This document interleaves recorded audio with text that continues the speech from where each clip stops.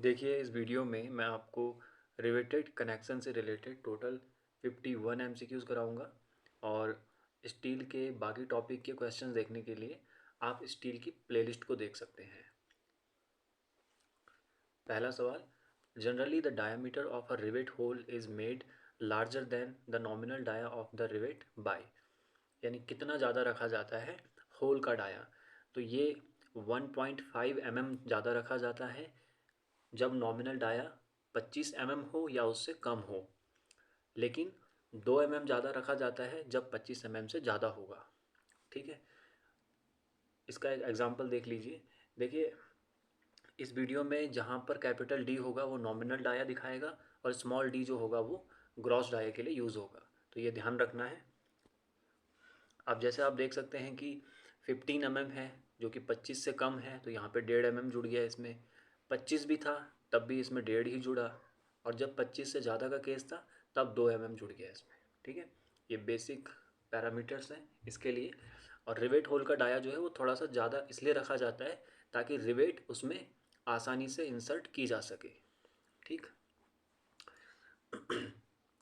In a riveted connection, a minimum distance of the rivet from the edge is kept with a view to preventing failure due to, यानी rivet जब हम insert करते हैं किसी plate में तो एकदम कॉर्नर पे नहीं करते हैं इस तरह से, बल्कि थोड़ा सा दूरी पे करते हैं।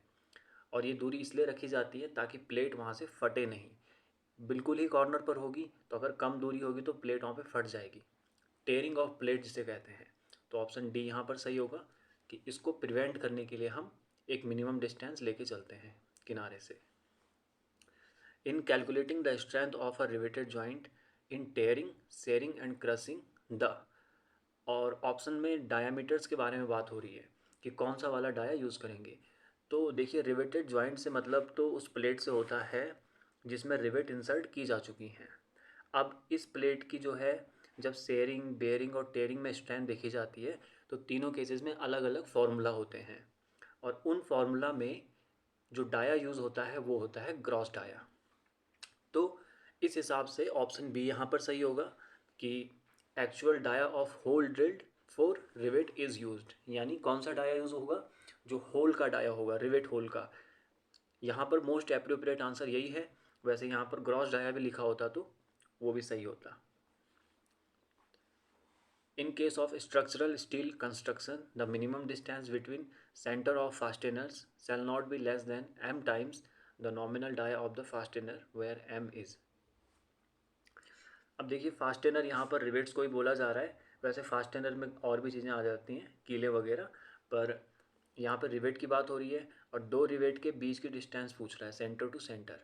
इसको हम बोलते हैं पिच, और पिच जो है ये 2.5 नॉमिनल डाया से कम नहीं होनी चाहिए। 2.5 डी भी हम बोल देते हैं, कई जगहों पर 5 भी लिखा रहता है। यहाँ पर तो खैर जानबूझ के एम लिखा गया है, नहीं एम तो इसके लिए लिखा गया, खैर उस जो कांस्टेंट नंबर होता है वहाँ पे 2.5 के लिए। तो ये पूछ रहा है कितने गुना से कम नहीं होना चाहिए, तो वो 2.5 गुना से कम नहीं होना चाहिए। किसका गुना? नॉमिनल डाया का। तो इसको कैपिटल डी से भी दिखा लेते हैं और 5 से भी। ठीक है, और जिस तरह से ये मिनिमम पिच के लिए पैरामीटर्स हैं, ठीक उसी तरह से मैक्सिमम पिच के लिए भी कुछ पैरामीटर्स होते हैं, वो आपको आगे देखने को मिल जाएंगे। Efficiency of a riveted joint is defined as the ratio of. अब एफिशिएंसी में क्या होता है कि पहले तो हम प्लेट की स्ट्रेंथ देख लेते हैं जब तक उस पर कोई रिवेट होल नहीं हुआ था, और उसके बाद जब होल कर दिए गए या फिर रिवेट्स इंसर्ट कर दी गई, तब उसके बाद ये देखा जाता है कि अब इसकी कितनी स्ट्रेंथ बची। तो उसमें ये होता है कि प्लेट में जो ये होल किए गए हैं ये वाला एरिया हटा दिया जाता है, सिंपल।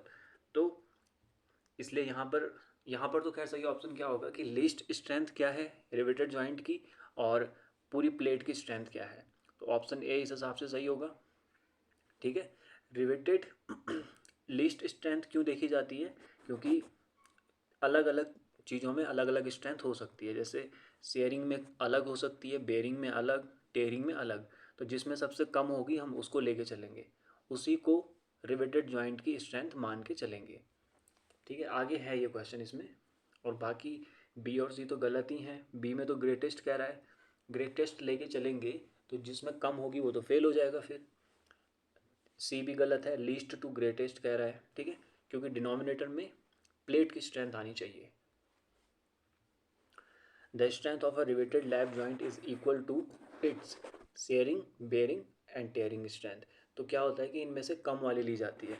जैसे फॉर एग्जांपल शेयरिंग स्ट्रेंथ अगर उसकी 100 मेगा पास्कल है, बेयरिंग मान लीजिए 90 है, और टेयरिंग मान लेते हैं 80 है।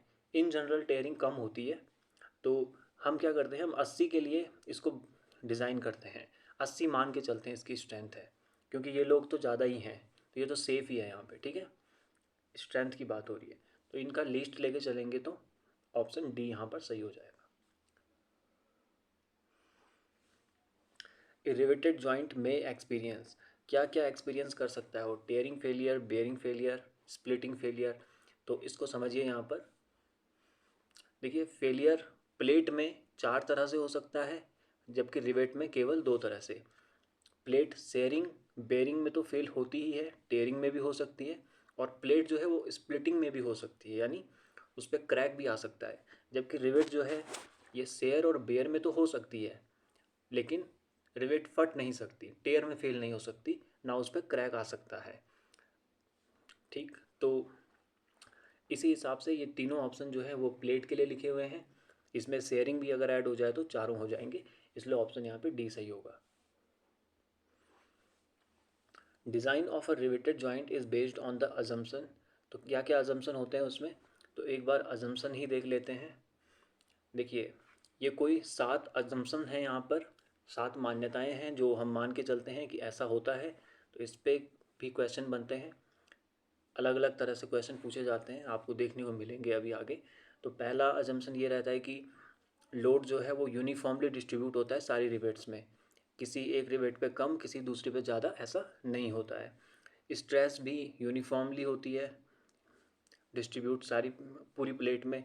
शेयर स्ट्रेस जो आएगी वो रिवेट के ग्रॉस एरिया पे आएगी। बेयरिंग स्ट्रेस जो आएगी, जो कांटेक्ट प्रेशर भी बोलते हैं जिससे, वो प्लेट और रिवेट के बीच में यूनिफॉर्मली माना जाएगा, कम ज़्यादा नहीं। बेंडिंग स्ट्रेस ना के बराबर होती है, इसलिए उसको नेगलेक्ट करेंगे, और रिवेट होल को ये मान के चलेंगे कि ये पूरी तरह से फिल कर दिया गया है रिवेट के द्वारा, स्पेस नहीं है वहाँ पे, वाइड्स नहीं है। और फ्रिक्शन को भी नेगलेक्ट मान के चलेंगे। तो इस हिसाब से आप देख सकते हैं, पहला ऑप्शन कह रहा है कि लोड यूनिफॉर्मली डिस्ट्रीब्यूट होगी रिवेट्स में, दूसरा कह रहा है कि शेयर स्ट्रेस ग्रॉस एरिया पे आएगी रिवेट के, और तीसरा कह रहा है कि बेयरिंग स्ट्रेस जो है वो यूनिफॉर्म होगी प्लेट और रिवेट के कॉन्टैक्ट सरफेस में। तो बिल्कुल ऐसे सारे अजम्पशन होते हैं। If P and D are pitch and gross diameter of rivets, the efficiency of the riveted joint is given by। अब देखिए यहाँ पर जो ऑप्शन दे रखे हैं, इसको हम कुछ इस तरह से करते हैं कि जो लीस्ट स्ट्रेंथ लेते हैं प्लेट की या रिवेटेड जॉइंट की, वो हम टेयरिंग में लेके चलते हैं। जनरली टेयरिंग में ही कम होती है, तो टेयरिंग का फॉर्मूला कुछ इस तरह से होता है, F80 into P minus D into T. ये पर पिच का होता है, और जो डिनोमिनेटर में सॉलिड प्लेट की स्ट्रेंथ है उसमें हम माइनस डी नहीं करते हैं, उसमें हम पूरी प्लेट का स्ट्रेंथ लेते हैं। तो इसको सॉल्व करके F80 ये कैंसिल हो जाता है, और ये बचता है कुल मिला के P minus D upon P. P इसमें पिच होती है, और मल्टीप्लाई नहीं हो रहा है किसी नंबर का, क्योंकि ये पर पिच लेंथ के लिए हम देखते हैं, ठीक है। तो ये जनरल फार्मूला हो जाता है एफिशिएंसी का किसी भी रिवेटेड जॉइंट के लिए। In a diamond riveting for a plate of width B and rivet dia D, the efficiency of the joint is given by। अब सेम क्वेश्चन है, यहाँ पे पिच की जगह उसने विड्थ कह दिया B, और यहाँ पर भी हम पर विड्थ में देखेंगे तो P की जगह B आ जाएगा बस। तो P माइनस डी था और अपॉन में P था, तो इस P की जगह B कर दीजिए, तो क्या हो जाएगा B minus D upon B। A truss member consists of ISA 100 by 75 by 8 mm connected to a gusset plate by using riveted connection. The gross dia of riveted joint is। तो इस सवाल को करने के लिए हम अनविन फार्मूला को use करते हैं। यहाँ पे जो 100 बाई 75 बाई 8 लिखा हुआ है वो प्लेट का डायमेंशन है, तो उसमें जो 8 है वो उसकी थिकनेस को बता रहा है, 8 mm। वही थिकनेस यहाँ पर यूज़ होती है अनविन फार्मूला में। अनविन फार्मूला क्या कहता है कि नॉमिनल डाया निकालने के लिए आप क्या करिए, 6.05 √t और t को रखिए में। टी की जगह 8 रखेंगे, सॉल्व करेंगे, 17 से ऊपर आएगी वैल्यू, लगभग 18 मान लेंगे। और क्योंकि ये नॉमिनल डाया का फॉर्मूला होता है और हमसे पूछा ग्रॉस डाया है, और क्योंकि ये 25 से कम है तो हम इसमें 1.5 जोड़ देंगे, तो आंसर आ जाएगा 19.5। ठीक है, ऐसा इसलिए भी किया क्योंकि ऑप्शन इस हिसाब से दे रखे हैं, हमको उसको 18 मानना पड़ेगा जो 17 पॉइंट समथिंग आया। Number of rivets required in a joint is, number of rivets का एक सिंपल सा फॉर्मूला होता है लोड अपॉन रिवेट वैल्यू। लेकिन रिवेट वैल्यू जो होती है वो शेयरिंग और बेयरिंग में से लीस्ट वाली ली जाती है, क्योंकि रिवेट इन्हीं दोनों में फेल हो सकती है। तो टेयरिंग वाला केस तो खैर उसमें होता नहीं है, पर शेयरिंग और बेयरिंग में भी मिनिमम ली जाती है। ऐसा यहाँ पर कुछ लिख नहीं रखा है, तो ऑप्शन तो यहाँ पे डी सही होगा। The permissible longitudinal pitch in a riveted joint in tension is, तो परमिसिबल से मतलब मैक्सिमम से ही होता है। और जैसा कि मैंने कहा था, जैसे मिनिमम का पैरामीटर है 2.5 d, ठीक उसी तरह से मैक्सिमम के भी पैरामीटर होते हैं। और मैक्सिमम में कंप्रेशन में अलग होता है, टेंशन में अलग होता है, जैसे इस सवाल में टेंशन का पूछा हुआ है। तो एक बार आप सारे पैरामीटर देख लीजिए। देखिए टेंशन और कंप्रेशन तो इसमें स्पेशल केस होते हैं। टेंशन में ये 16T और 200 mm, इनमें से जो भी कम होगा वो लिया जाएगा, यानी ज़्यादा नहीं होना चाहिए इनमें से। और कंप्रेशन में 12T और 200 mm, इनमें से जो कम होगा वो लिया जाना चाहिए, वही मैक्सिमम होगा, अपने आप ही हो गया। और अगर एक जनरल केस की बात करें जिसको टैकिंग रिवेट्स का केस भी मानते हैं, वहाँ पर ये 32T एंड 300 mm होता है। ठीक है, जब तक कुछ ना बोला जाए तब तक हम जनरल केस लेके चलेंगे। टेंशन और कंप्रेशन बोल दिया गया तो उन्हीं को पिक करेंगे। जैसे यहाँ पर टेंशन का है तो 16T वाला हो जाएगा एंड 200, इनमें से जो कम होगा। कंप्रेशन होता तो ऑप्शन ए हो जाता फिर। According to Unwin formula, if T is the thickness of the plate in mm, the nominal dia of the rivet is, तो अगर T mm में है तब तो इसका फॉर्मूला वही होता है जो अभी बताया था, 6.05T। पर अगर हम इस T को सेंटीमीटर में कन्वर्ट करें तो तब यहाँ से 10 आएगा डिवाइड में, और इसको बाहर लेंगे हम फिर रूट बना के उसका, तो ये सॉल्व करके फिर आ जाता है 1.91 √T। तो ऊपर वाला कब है जब में रखा गया है, और नीचे वाला कब है जब में रखा गया है। पर यहाँ पर क्या हो रहा है कि क्वेश्चन में तो बोला गया है कि TMM में होना चाहिए, और ऑप्शन जो है वो सारे सेंटीमीटर वाले दे रखे हैं लगभग। तो ऑप्शन तो यहाँ पर डी सही होगा, क्योंकि कोई भी ऑप्शन सही नहीं है। सी कब सही होता, जब टी सेंटीमीटर में होता। The gross diameter of a rivet is the diameter of, अब ग्रॉस डाया जो होता है वो वही होता है जो रिवेट होल का होता है, लेकिन ये हम इन जनरल मान के चलते हैं। लेकिन अगर हम थोड़ा सा टेक्निकल भाषा में देखें तो तब ग्रॉस डाया वो होगा जो रिवेट को हम उसके होल में इंसर्ट करने के बाद अचीव करते हैं। सही ऑप्शन यहाँ पे सी होगा, रिवेट मेजर्ड आफ्टर ड्राइविंग। ठीक है, रिवेट होल के बराबर भी होता है, लेकिन MCQs में हमें मोस्ट अप्रोप्रिएट आंसर चुनना होता है। Bearing strength of single riveted lap joint is equal to, तो बेयरिंग स्ट्रेंथ का फॉर्मूला जो होता है वो कुछ इस तरह से होता है, FB × D × T। एन तो इसमें जो है एन वो ये बता रहा है कि ये सिंगल रिवेटेड है या डबल रिवेटेड है। ठीक है, FB इसमें बेयरिंग स्ट्रेस होती है अलाउेबल, जितनी हम अलाउ कर सकते हैं। डी ग्रॉस डाया होता है, ये वही डाया है जिस पे एक सवाल आ रखा था शुरू में। और थिकनेस जो है ये अलग अलग केसेस में अलग होती है। जैसे लैप जॉइंट है अगर, तो फिर थिनर प्लेट की थिकनेस ले लेते हैं, बट जॉइंट में मेन प्लेट की ले लेते हैं। ठीक है, ये कुछ चीज़ें हैं जो ध्यान रखनी है। पर यहाँ पे फॉर्मूला पूछा गया है, सो FB × D × T। एन यहाँ पे मेंशन नहीं कर रखा है उन्होंने, मेंशन नहीं है इसका मतलब सिंगल रिवेटेड है, क्वेश्चन में भी लिख ही रखा है। तो सिंगल रिवेटेड के लिए हम n बराबर 1 लेते हैं, तो ऑप्शन ए यहाँ पर सही होगा। Sharing strength in double share in riveted joint is given bye, अब जैसे बेयरिंग का फॉर्मूला था ठीक उसी तरह से शेयरिंग का भी फॉर्मूला होता है। शेयरिंग में इस बात पे भी ध्यान दिया जाता है कि सिंगल शेयर का केस है या डबल शेयर का है, ठीक है। और सिंगल शेयर में तो 1 का मल्टीप्लाई होगा, डबल शेयर में 2 का मल्टीप्लाई अलग से हो जाता है, क्योंकि डबल शेयर का केस है, दो जगह से शेयर हो रहा है, दो जगह से कट रहा है। और फॉर्मूला वही होता है जनरली, जो यहाँ पे स्ट्रेस है और उसमें एरिया का मल्टीप्लाई कर देते हैं। तो एफ एस यहाँ पे शेयर स्ट्रेस हो जाएगी अलाउेबल, और एरिया वही हो जाएगा ग्रॉस डाया के हिसाब से π/4d²। और यहाँ पे जो एन है वो सेम है सिंगल रिवेटेड या डबल रिवेटेड के लिए, ठीक है। यहाँ पे डबल रिवेटेड का पूछा हुआ है, सॉरी डबल शेयर का पूछा हुआ है, तो 2 का मल्टीप्लाई होगा किसमें, एफ एस और π/4d² में। बाकी सिंगल रिवेटेड ही मान के चलेंगे, तो उस हिसाब से ऑप्शन बी यहाँ पर सही हो जाएगा। जब तक दिया ना हो तब तक सिंगल रिवेटेड ही मानेंगे। Rivet value is equal to, तो रिवेट वैल्यू किसके बराबर होती है, क्योंकि रिवेट जो है वो बेयरिंग और शेयरिंग में फेल होती है, बेयरिंग में और शेयरिंग में। तो इन दोनों में जो स्ट्रेंथ आएगी उनमें से कम वाली लेंगे ताकि सब कुछ सेफ रहे, तो इनका मिनिमम ले लेंगे। ऑप्शन यहाँ पर डी सही हो जाएगा। The maximum permissible stress in share for power driven soft rivet is, तो पावर ड्रिवन सॉफ्ट रिवेट के लिए ये रहा, यहाँ पर सारा पैरामीटर है। ये सॉफ्ट रिवेट पहली वाली रो है, और शेयर के लिए पूछा गया है तो 100 मेगा पास्कल हो जाएगा, या फिर 100 न्यूटन पर mm²।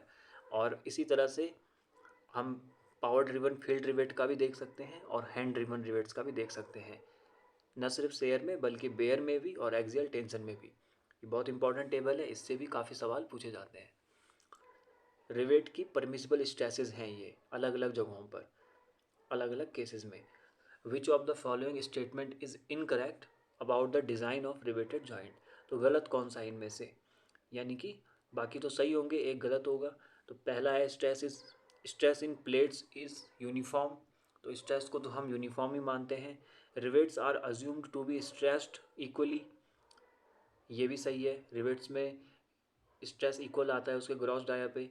बेयरिंग स्ट्रेस जो है वो प्लेट और रिवेट के बीच में यूनिफॉर्म मानी जाती है, और फ्रिक्शन को नेग्लेक्ट मानते हैं, यहाँ पर कंसीडर लिखा हुआ है, तो यही ऑप्शन यहाँ पे सही हो जाएगा, जो कि इनकरेक्ट स्टेटमेंट है। ये रहे वो सारे assumption.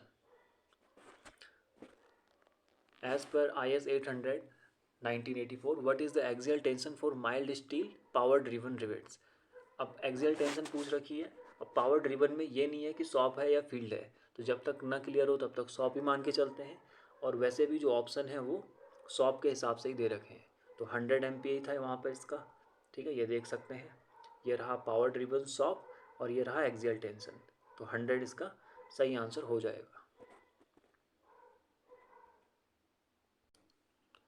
Which of the following assumption are made in the design of rivet joint, फिर से वही सवाल है, बस थोड़ा तरीका बदल दिया है पूछने का। तो यहाँ पर कह रहा है कि रिवेट्स आर स्ट्रेस्ड इक्वली, ए सही है। Stress in plate is maximum at mid width, ये गलत है, क्योंकि मिड विड्थ पे मैक्सिमम नहीं होती है, स्ट्रेस यूनिफॉर्म मानी जाती है throughout the plate. Rivet hole is completely filled by rivet, ये सही है। और friction between plate is neglected, ये भी ठीक है। ऑप्शन बी यहाँ पर गलत था, तो ए सी और डी यहाँ पर सही होंगे, क्योंकि हमें करेक्ट बताना था। The rivets which are heated and then driven in the field are known as, heated and driven in the field, तो ये फील्ड से ताल्लुक़ रखती हैं, ये हो जाएंगी power driven field rivets. Design of a riveted joint assumes that, क्या अज्यूम किया जाता है उसमें, वही फिर से अजम्पशन। तो bending stress in rivet is accounted for, गलत, अकाउंट नहीं करते हैं, नेगलेक्ट करते हैं बेंडिंग स्ट्रेस को। फ्रिक्शन और बेंडिंग स्ट्रेस इन दोनों को नेगलेक्ट करते हैं, इतना ध्यान रखना है आपको। Rivet hole is completely filled, ये सही है, तो यही ऑप्शन सही हो जाएगा। स्ट्रेस इज़ नॉट यूनिफॉर्म, तो गलत है, स्ट्रेस यूनिफॉर्म होती है, फ्रिक्शन को नेगलेक्ट करते हैं। An imaginary line along which rivets are placed is known as, तो इसको बोलते हैं रिवेट लाइन, लेकिन जल्दी में गलती हो सकती है, क्योंकि रिवेट लाइन के अलावा इसको स्क्राइब लाइन, बैक लाइन और गेज लाइन भी बोलते हैं। इधर दिख जाएगा आपको, ये देखिए, ये यहाँ पर ये वाली रिवेट लाइन है, इस तरह से, ये इस तरह से देख सकते हैं, एक फीचर सा यहाँ पर,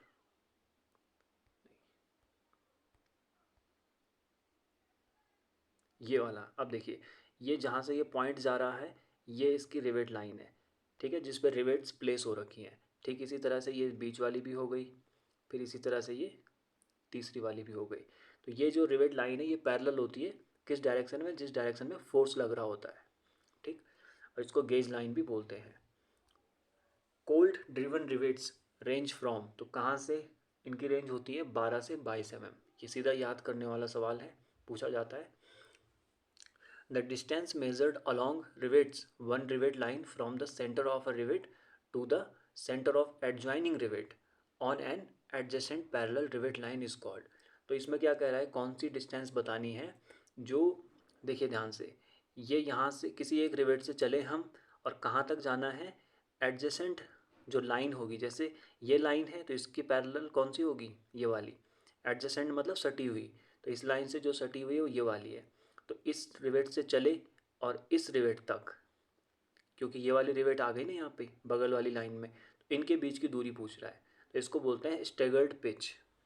और स्टेगर्ड पिच को हम ऑल्टरनेट पिच भी बोलते हैं और रील्ड पिच भी बोलते हैं। नाम सारे ध्यान होने चाहिए। पर यहीं पर अगर ये डायगोनल वाली पूछता तो तब वो डायगोनल पिच हो जाती, ठीक है, लेकिन वो ये वाली पूछ रहा था, स्ट्रेट वाली। When two plates are placed end to end and are joined by two cover plates, the joint is known as। तो दोनों तरफ से अगर प्लेट लगी हुई हो तो फिर हम क्या बोलेंगे उसको, double cover butt joint. Butt joint तो होगा ही क्योंकि एंड टू एंड प्लेस कर रखी हैं। In double riveted double covered butt joint, the strength of the joint per pitch length in sharing the rivets n times the shear strength of one rivet in single shear। तो double riveted का case है और double covered butt joint का है, तब कितनी strength होगी, और जब सिंगल सिंगल शेयर का हो और वन रिवेट का हो, सिंगल रिवेटेड का हो, तब कितनी होगी। तो बेसिक कंपैरिजन है, ज़्यादा कुछ नहीं है। जो शेयर का फॉर्मूला था वो कुछ इस तरह से होता है। अब इसमें सिंगल रिवेटेड के लिए n यूज़ करेंगे, n बराबर 1 यूज़ करेंगे, डबल रिवेटेड के लिए 2 यूज़ करेंगे। ये तो हो गई एक चीज़। और इसके अलावा जब डबल शेयर का होगा तो उसमें एक 2 का मल्टीप्लाई हम वैसे भी करते ही हैं, और सिंगल का होता है तो उसमें 1 ही रहने देते हैं, ठीक है। तो पहला केस जो कह रहा था वो डबल रिवेटेड का था, डबल शेयर का था, इसलिए 2 और 2 की 2 बार मल्टीप्लाई हुई। फिर इसी तरह से जो सेकंड केस था वो सिंगल रिवेटेड था, सिंगल शेयर था, तो 1 और 1 की रहेगी सिंपल, तो 4 गुना हो जाएगा पहला वाला केस। यही यहाँ पर पूछ रखा है n टाइम्स यानी 4 times. The diameter of a rivet connecting plate of thickness 16 mm given by Unwin's formula is. Thickness अगर 16 mm हो तो अनविन फार्मूला के हिसाब से डाया कितना होगा, तो डाया हो जाएगा 24 लगभग। 6 इंटू रूट टी होता है, टी होना चाहिए mm में, 16 mm है तो 16 का रूट 4, 6 गुणे 4 24। हालांकि ये नॉमिनल डाया है, वहाँ पर मैंने स्मॉल डी लिखा हुआ है, कैपिटल होना चाहिए था। A plate 10 mm thick is to be joint to a plate of 12 mm thickness, the nominal dia of rivet to make connection is. अच्छा, नॉमिनल डाया पूछा है। अब एक 10 mm है और एक 12 है, तो इनमें से जो छोटी होगी वो लेंगे हम, ठीक है, थिनर वाली। तो 10 हम डाया लेके चलेंगे और फिर वही अनविन फार्मूला लगा लेंगे, तो इस रूट 10 करेंगे तो लगभग आ जाएगा 19.13। तो 19 के हिसाब से जो सबसे सही ऑप्शन है वो है 18 mm। Rivets are specified by, rivets को हम किस चीज़ से स्पेसिफाई करते हैं, तो इसका जो ऑप्शन सही दिया जाता है आंसर की में वो टाइप ऑफ डायमीटर दिया जाता है।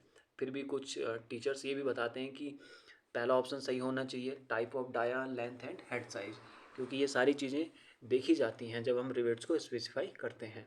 पर फिर भी कंपटीशन के हिसाब से बी सही माना जाता है। For a rivet of 20 mm diameter, the diameter of hole will be taken as 20 mm है तो 1.5 mm जोड़ दीजिए, 21.5 हो जाएगा, ठीक है। क्रॉस डाया पूछ रहा है।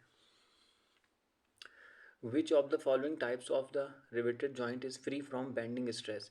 किसमें बेंडिंग स्ट्रेस नहीं आती है, तो बट जॉइंट जब होता है, जब उस पर दोनों तरफ से कवर प्लेट लग जाती हैं तो वो बेंडिंग स्ट्रेस से फ्री हो जाता है प्रैक्टिकली।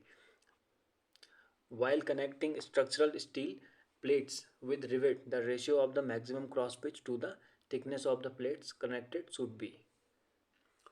कुछ नहीं है, मैक्सिमम पिच जो होती है 32T, उसी के हिसाब से पूछ रहा है। अब 32T और T का रेशियो पूछ लिया उसने, कह रहा है कि मैक्सिमम पिच जो है और जो उसकी थिकनेस है, तो इनका रेशियो क्या हो जाएगा, 32 हो जाएगा। If the diameter of a rivet shank is D, then the diameter of the snap head और pan head will B.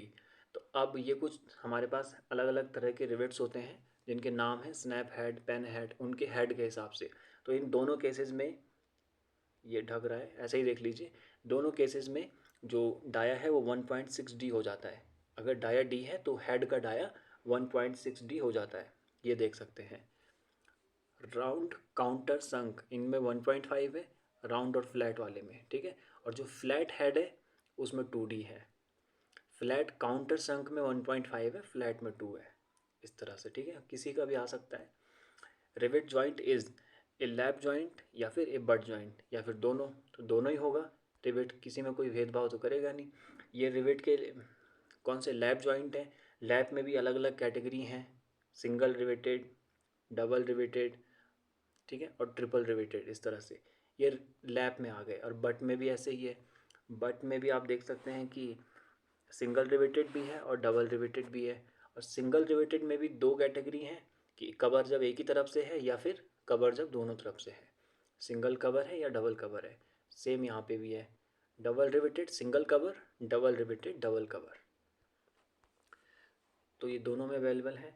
A riveted joint can fail due to, कहाँ कहाँ फेल हो सकता है, tearing of plate, shearing of rivet, bearing of plate और rivet. बिल्कुल सही है, रिवेट के लिए दोनों सही लिखे हुए हैं, शेयरिंग और बेयरिंग, और प्लेट जो है वो टेयर में हो सकती है। तो कोई भी हो सकता है, any of the above. According to Unwin's formula the relationship between diameter of rivet hole and thickness of plate is given by. तो ये जो रिलेशन है वो, अब यहाँ पे नॉन ऑफ दिस का ऑप्शन तो है नहीं, तो हमें मोस्ट अप्रोप्रिएट आंसर चुनना पड़ेगा। पर यहाँ पर जो थिकनेस है वो स्पेसिफाई नहीं कर रखी है कि mm में है या सेंटीमीटर में है। तो 1.91 √T वाला ऑप्शन जो है यहाँ पे ज़्यादा सही माना जाएगा, क्योंकि ऑप्शन उसी के हिसाब से दे रखे हैं। तो ऑप्शन सी यहाँ पर सही हो जाएगा। बाकी वैसे तो इसमें कोई भी ऑप्शन सही नहीं है, पर जब कोई एक पिक करना हो तो सी कर सकते हैं। Best practice to arrange rivets in cover plates is, तो सबसे बेस्ट जो प्रैक्टिस मानी जाती है वो है स्टेगर्ड रिवेटिंग, ठीक। ये सबसे बेस्ट मानी जाती है, चैन से ज़्यादा अच्छी मानी जाती है, ज़्यादा स्ट्रॉन्ग मानी जाती है। Efficiency of riveted joint having the minimum pitch as per IS 800, तो एफिशिएंसी बतानी है मिनिमम पिच के हिसाब से। अब एफिशिएंसी का फॉर्मूला होता है P-D/P। अब मिनिमम पिच 2.5D होती है, तो जो P है जहाँ जहाँ पे वहाँ पे आप रख दीजिए 2.5D। तो सॉल्व करके ये आ जाएगा 3/5 यानी 60%, ठीक है।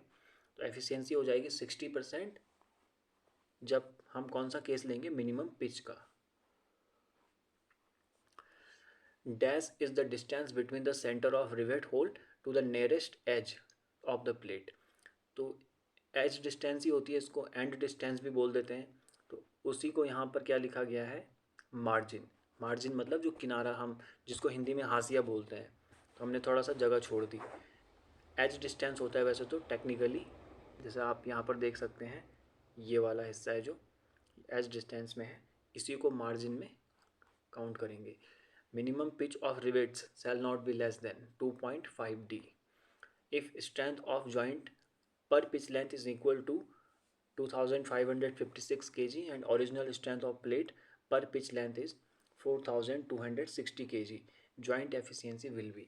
हाँ तो सिंपल है, पर पिच लेंथ की दे रखी है 2556 और प्लेट की स्ट्रेंथ दे रखी है 4260, तो इन्हीं का रेशियो देख लेंगे। बस इतना है कि एग्ज़ाम में थोड़ा सा जब आप इसको करेंगे तो इतना आसानी से ये होगा नहीं, या तो आपको ये डिवाइड ही करना पड़ेगा, ठीक है।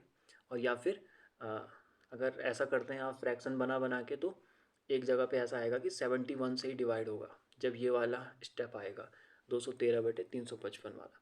थोड़ा सा जानबूझ के टफ कैलकुलेशन दे रखी है, इसलिए आपको कैलकुलेशन पे भी काम करना चाहिए। 60% हो जाएगा। In Unwin's formula D = 6 √T, units of D and T is taken as, तो इस केस में डी और टी क्या लेंगे, हम मिलीमीटर में लेंगे। डी तो खैर आता ही है मिलीमीटर में जब टी मिलीमीटर में ही हो। As compare to field rivets the soft rivets are, soft rivets कैसी होंगी, मजबूत होंगी ज़्यादा या कमज़ोर होंगी या फिर इक्वली स्ट्रांग होगी।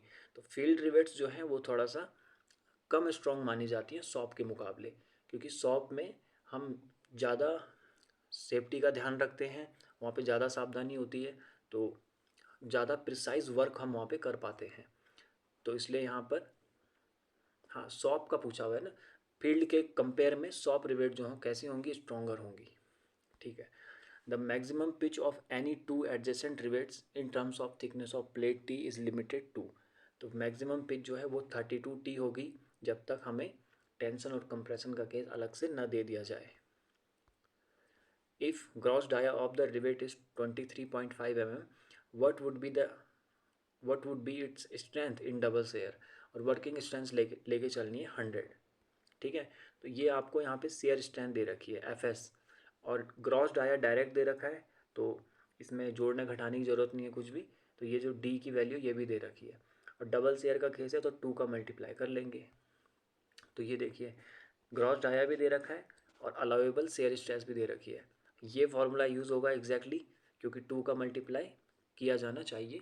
डबल शेयर का केस है, सॉल्व करेंगे 86,703 न्यूटन आएगा, किलो न्यूटन में हो जाएगा 86.7 kilo Newton. The size of rivet is identified by, तो रिवेट का साइज हम किससे करते हैं, जो सैंक का डाया होता है। सैंक ये नीचे वाला हिस्सा होता है, ये ऊपर वाला हेड हो गया, तो ये वाला जो हिस्सा है ये सैंक में है, तो इसी से बताते हैं हम रिवेट का size, diameter of shank. The distance between two rivets measured perpendicular to the direction of force is known as, perpendicular बोला जा रहा है, तो गेज डिस्टेंस होती है ये वाली, ये देख सकते हैं यहाँ पर। पैरेलल कौन सी मानी जाएगी, जो फोर्स के पैरेलल होगी। अब इनकी यहाँ जो मापी जाएगी ये होती है गेज डिस्टेंस। ऑप्शन बी यहाँ पर सही होगा। The centre to centre distance between individual fasteners in a line in the direction of load और stress is called as, simple है, पिच ही तो होगी सेंटर टू सेंटर डिस्टेंस, और किस में, जिधर फोर्स लग रहा है उस डायरेक्शन में, फास्टेनर यानी वही रिवेट्स, तो पिच हो जाएगा इसका सही आंसर। चलिए ये थे आपके 51 MCQs। अगर आपको कहीं पर कोई डाउट है तो आप कमेंट में लिख दीजिए। वीडियो देखने के लिए थैंक यू सो मच।